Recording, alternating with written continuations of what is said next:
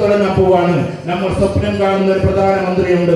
ആ പ്രധാനമന്ത്രിയുടെ പേര് രാഹുൽ ഗാന്ധി എന്നാണ്. ആ രാഹുൽ ഗാന്ധി എന്ന് പറയുന്ന ആള് കഴിഞ്ഞ പ്രാവശ്യം തന്നെ ആളായിരുന്നു. ഇന്ന് എന്ന് പറയുന്നത് പരിശോധിച്ചാൽ മനസ്സിലാകും. കഴിഞ്ഞ പ്രാവശ്യം യഥാർത്ഥത്തിൽ പ്രധാനമന്ത്രി ആകേണ്ടിയിരുന്ന ആള് കണക്കുകൾ പറയുമ്പോ അത് രാഹുൽ ഗാന്ധി ആയിരുന്നു. ഇനി അടുത്ത പ്രാവശ്യമെങ്കിലും ആ മനുഷ്യൻ കയറി വരണം. ഓക്സ്ഫോർഡിൽ പഠിച്ചിട്ടുണ്ട് അദ്ദേഹം, ഹാർവാർഡിലും പഠിച്ചിട്ടുണ്ട്, കാംബ്രിഡ്ജിൽ പഠിച്ചിട്ടുണ്ട് അദ്ദേഹം, അതുപോലെ തന്നെ ഹാർവാർഡിലും പഠിച്ചിട്ടുണ്ട് അദ്ദേഹം. അങ്ങനെ വരുന്ന ഒരു കാലഘട്ടം ഉണ്ടാകും.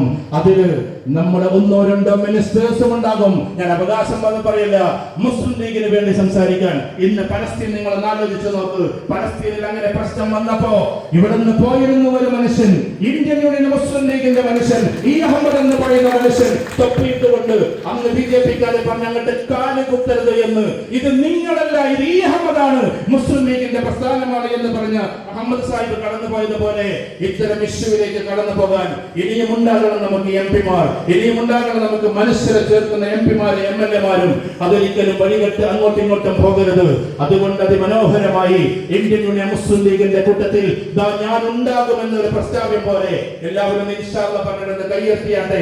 ഏറ്റവും ശക്തമായി ഈ പ്രസ്ഥാനത്തോടൊപ്പം നമ്മൾ ഉണ്ടാകും. അങ്ങനെ താഴേക്കോട് പഞ്ചായത്തിനെ അതിമനോഹരമായി കൊണ്ടുപോകാനും ഇതടങ്ങുന്ന നിയമസഭയെ ഉയർത്തിക്കൊണ്ടുപോകാനും അതോടൊപ്പം ഇതടങ്ങുന്ന പാർലമെന്റിനെ കൊണ്ടുപോയി അങ്ങനെ നാളെ യു കനോട്ട് സ്റ്റോപ്പ് മീ എന്ന് ബ്രിട്ടീഷുകാരനോട് അന്ന് സംസാരിച്ചതുപോലെ, ജൗഹർ സംസാരിച്ചതുപോലെ ഇന്ന് പ്രധാനമന്ത്രിയോട് നിങ്ങൾക്ക് എന്നെ നിലത്തു നിർത്താൻ കഴിയില്ല എന്ന് പറയുന്ന MP-മാരുടെ എണ്ണം ഇന്ത്യൻ മുസ്ലിം ലീഗിൽ നിന്ന് കൂടി വരട്ടെ എന്ന് മാത്രം പ്രസ്താവിച്ചുകൊണ്ട് എന്നും എന്തൊക്കെ ആശയക്കുഴപ്പങ്ങൾ ഉണ്ടായാലും ഈ രാഷ്ട്രീയത്തെ നിങ്ങൾ മറക്കരുതേ എന്ന് മാത്രം പറഞ്ഞുകൊണ്ട് ഞാൻ എന്റെ വാക്കുകൾ അവസാനിപ്പിക്കുന്നു. ഇപ്പോഴും പറയുന്നു, ഇതൊരു മൂല്യത്തിന്റെ രാഷ്ട്രീയമാകണം, ഒരിക്കലും കെടുതികൾ ഉണ്ടാകരുത്. ഇനി ലീഗുകാരോടൊരു വാക്ക്, ഞാൻ ലീഗുകാരനല്ല എന്ന് പറഞ്ഞാൽ ഞാൻ അത് മെമ്പർഷിപ്പ് എടുത്തിട്ടില്ല, മനസ്സുകൊണ്ടതാണ് എന്ന് ഞാൻ പറഞ്ഞല്ലോ. അതുകൊണ്ടൊരു വാക്ക്, ദയവ് ചെയ്തിട്ട് മുസ്ലിം ലീഗിനെ ഉള്ളിൽ നിന്ന് തകർക്കരുതേ, ഒരിക്കലും ഉള്ളിൽ നിന്ന് തകർക്കരുതേ എന്ന് മാത്രം ഞാൻ എന്റെ പ്രിയപ്പെട്ട എല്ലാ ലീഗുകാരോടും പറയാണ്. ഒരിക്കലും അതിന്റെ അവസ്ഥ എന്താകുമെന്ന് നമുക്കറിയില്ല. എഴുതിയ ലേഖനത്തിൽ ഇങ്ങനെ പറയുന്നത് അതിമനോഹരമായി, മുസ്ലിം ലീഗ് എങ്ങാനും ഇല്ലാതെയായാൽ അവസാനം ഇവിടുത്തെ അവസ്ഥയെ കുറിച്ച് വിശദീകരിച്ചുകൊണ്ട് പിന്നെ 50 ആണ്ടുകൾ കഴിഞ്ഞു പോയാലും ഈ അവസ്ഥയെ തിരിച്ചു കൊണ്ടുവരാൻ ആർക്കും കഴിയില്ല എന്ന്.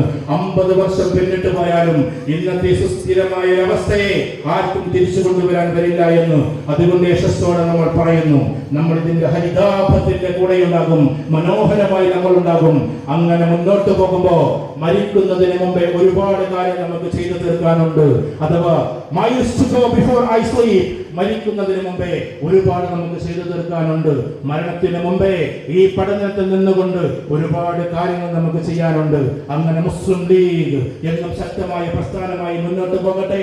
ആരെങ്കിലും ഇതിനെ എതിർക്കാൻ വേണ്ടി വരുമ്പോ യൂണിറ്റിയോടെ, ഐക്യത്തോടെ അതിനെതിരിടാൻ നമുക്ക് സാധ്യമാകട്ടെ എന്ന പ്രാർത്ഥനയോടെ ജയ് മുസ്ലിം ലീഗ്, ജയ് KNCC എന്ന് മാത്രം പറഞ്ഞുകൊണ്ട് ജസ്റ്റ് നിങ്ങൾ ഇരിക്കുക. ഇങ്ങനെ നിർത്തിയതിൽ ഞാൻ പിന്നെ ഇങ്ങനെ എന്തിനാണ് നിങ്ങൾ നിർത്തിയതെന്ന് ചോദിക്കല്ലേ, തളർന്നത് കൊണ്ട്. ഞാൻ എന്തായാലും നിൽക്കുകയാണല്ലോ, അപ്പൊ നിങ്ങൾ കുറച്ച് നിന്നോട്ടെ എന്ന് വിചാരിക്കുന്നതാണ്. ഏതായാലും എന്തെങ്കിലും ചോദ്യം